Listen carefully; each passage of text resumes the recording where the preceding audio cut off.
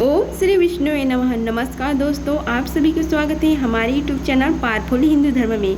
आज हम आप सभी को श्री हरि विष्णु की 10 अवतारों की महिमा का रसपान कराएंगे। आइए रसपान कीजिए। श्री हरि विष्णु की 10 अवतारों की कथा का कहा जाता है कि अगर कोई भक्त श्री हरि विष्णु की 10 अवतारों को कथा का श्रवण करता है, उसके 7 जन्मों के पाप मिट जाते हैं तथा अंत समय में उसको मोक्ष की प्राप्ति होती है। भगवान श्री विष्णु ने धर्म की रक्षा हेतु हर काल में अवतार लिया। वैसे तो भगवान विष्णु के अनेक अवतार हुए, लेकिन उनमें 10 अवतार ऐसे हैं जो प्रमुख रूप से स्थान पाते हैं। यहाँ हम आप सभी को भगवान श्री हरि विष्णु के 10 अवतारों यानी 10 अवतार की पौराणिक प्रमाणिक कथाएं का रसपान कराएंगे। पहला है मत्स्य अवतार। पुराणों के अनुसार भगवान विष्णु ने सृष्टि को प्रलय से बचाने के लिए मत्स्य अवतार लिया था। इसी कथा इस प्रकार है। कृत युग के आदि में राजा सत्यव्रत हुए। राजा सत्यव्रत एक दिन नदी में स्नान कर जलांजलि दे रहे थे। अचानक उनकी अंजलि में एक छोटी सी मछली आई। उन्होंने देखा तो सोचा वापस सागर में डाल दूं, लेकिन उस मछली ने बोला, आप मुझे सागर में मत डालिए, अन्यथा बड़ी मछलियाँ मुझे खा जाएगी। तब राजा सत्यव्रत ने मछली को अपने कमंडल में रख लिया। मछली और बड़ी हो गई तो राजा ने उसे अपने सरोवर में रख लिया।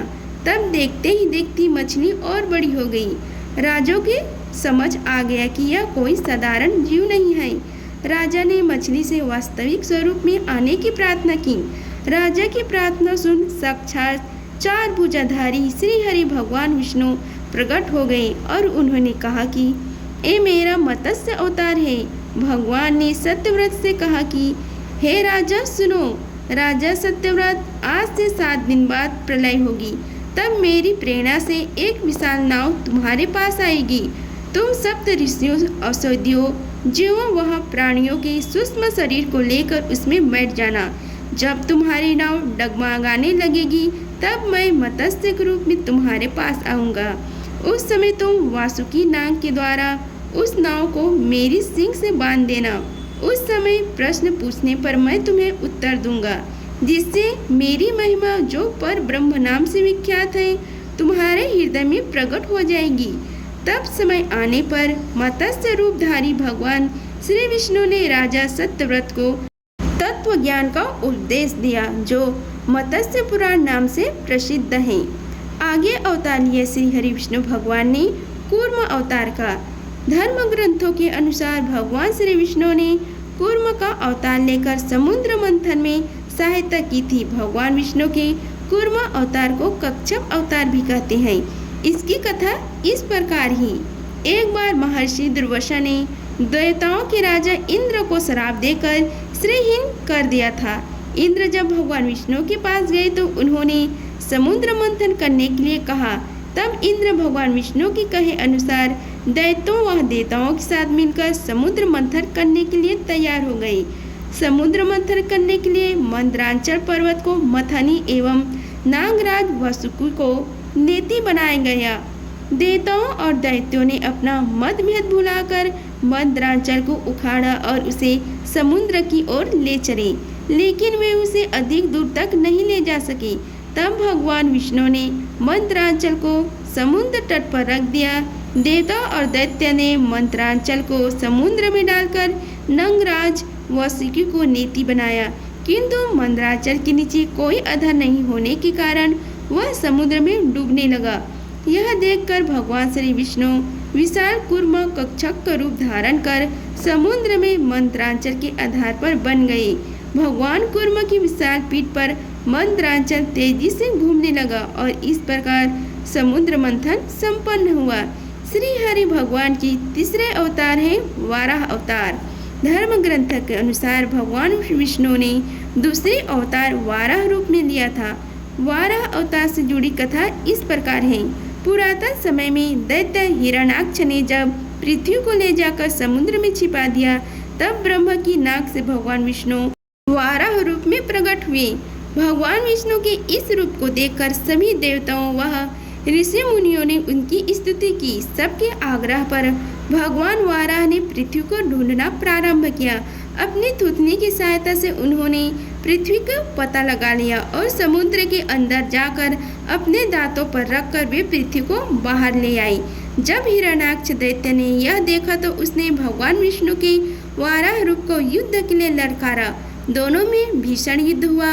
अंत में भगवान वाराह ने हिरण्याक्ष का वध कर दिया।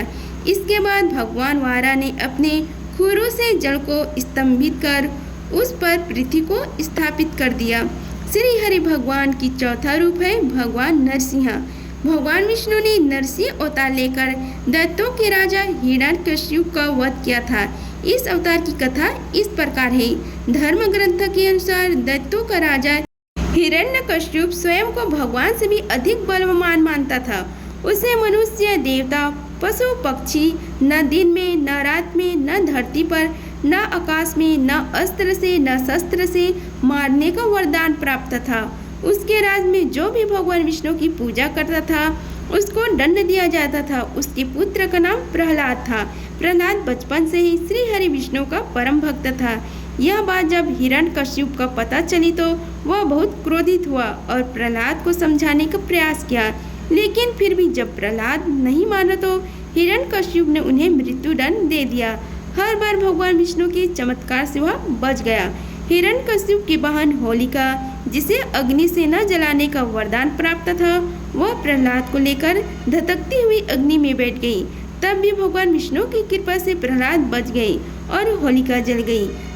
जब हिरण्यकशिपु स्वयं प्रहलाद को मारने ही वाला था तब भगवान विष्णु नरसिंह का अवतार लेकर खंबे से प्रकट हुए और उन्होंने अपने नाखूनों से हिरण्यकशिपु का वध कर दिया। श्री हरि भगवान की पांचवें अवतार है वामन अवतार। सत्ययुग में प्रहलाद के पौत्र दैत्यराज बलि ने स्वर्गलोक पर अधिकार कर लिया था।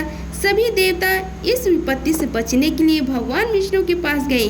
तब भगवान विष्णु ने कहा कि मैं स्वयं देव माता अदिति के गर्भ से उत्पन्न होकर तुम्हें स्वर्ग का राज्य दिलाऊंगा। कुछ समय पश्चात भगवान विष्णु ने वामन अवतार लिया। एक बार जब बलि महान यज्ञ कर रहा था तब भगवान वामन बलि की यज्ञशाला में गए और राजा बलि से 3 पग धरती दान में मांगी। राजा बलि के गुरु शुक्राचार्य भगवान की लीला समझ गए और उन्होंने बलि को दान देने से मना कर दिया, लेकिन बलि ने फिर भी भगवान वामन को 3 पग धरती दान देने का संकल्प ले लिया। भगवान वामन ने विशाल रूप धारण कर एक पग में धरती और दूसरे पग में स्वर्ग तथा लोक नाप लिया। जब तीसरा पग रखने के लिए कोई स्थान नहीं बचा तो बलि ने भगवान वामन को अपने सिर पर पग रखने को कहा। बलि के सिर पर पग रखने से वह सुतल लोक पहुंच गया। बलि की दानवीरता को देखकर भगवान ने उसे सुतल लोक का स्वामी भी बना दिया। इस तरह भगवान वामन ने देवताओं की सहायता कर उन्हें स्वर्ग पुनः लौटाया। भगवान श्री हरि भगवान की छठा रूप है श्री राम अवतार। त्रेता युग में राक्षस राज रावण का बहुत आतंक था। उसने देवताओं भी डरते थे। उसके वध के लिए भगवान विष्णु ने राजा दशरथ के यहाँ माता कौशल्या के गर्भ से पुत्र रूप में जन्म लिया। इस अवतार में भगवान विष्णु ने अनेक राक्षसों का वध किया और मर्यादा का पालन करते हुए अपना जीवन व्यापन किया।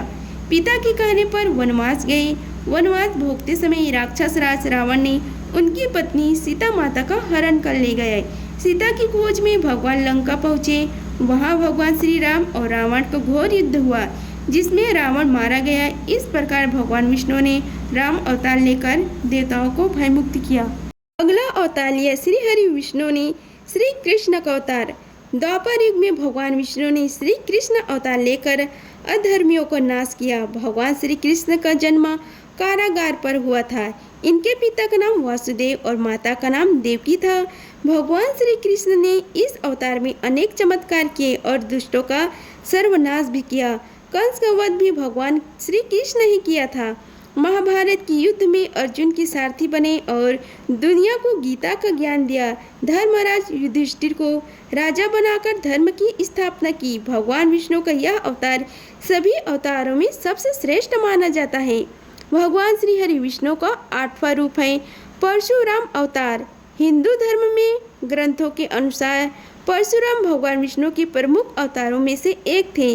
भगवान परशुराम के जन्म के संबंध में दो कथाएं प्रचलित हैं।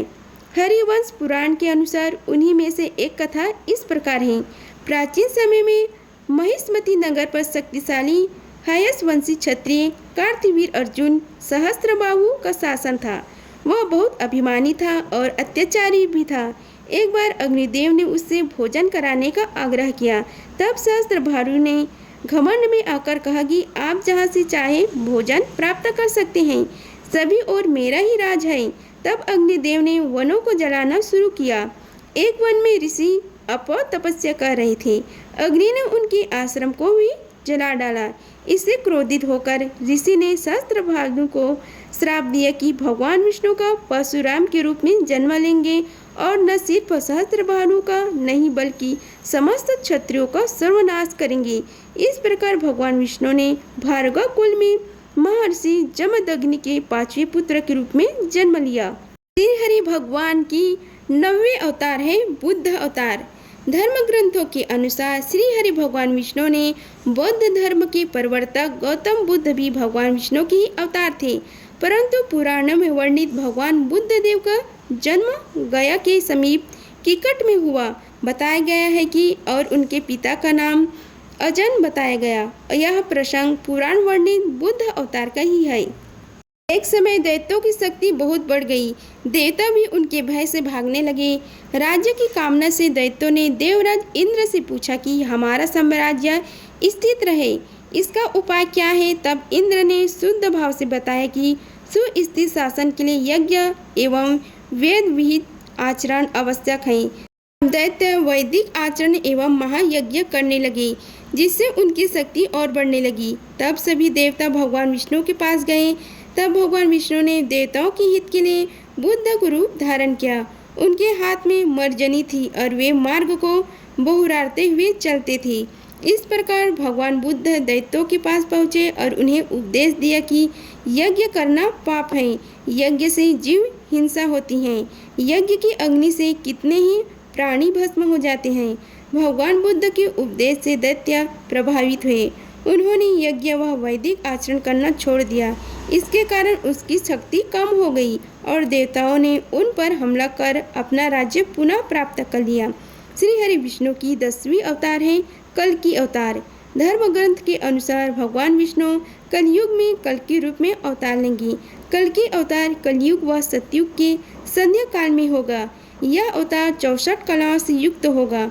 पुराणों के अनुसार उत्तर प्रदेश के मुरादाबाद जिले के संभल नामक स्थान पर विष्णु यशा नामक तपस्वी ब्राह्मण के घर भगवान कल्कि पुत्र रूप में जन्म लेंगे। कल्कि वेददत्त नामक घोड़ों पर सवार होकर संसार में पापियों का विनाश करेंगे और धर्म की पुनः स्थापना करेंगे। तभी सतयुग का प्रारंभ होगा। बोलो श्री हरि विष्णु भगवान की जय। अगर आप सभी को हमारी वीडियो अच्छी लगी होगी तो वीडियो को लाइक कीजिए, चैनल को सब्सक्राइब कीजिए और कमेंट बॉक्सों में ओम नमो भगवते वासुदेवाय लिखिए। धन्यवाद। मिलते हैं अगले वीडियो में, तब तक के लिए जय श्री राधे कृष्णा।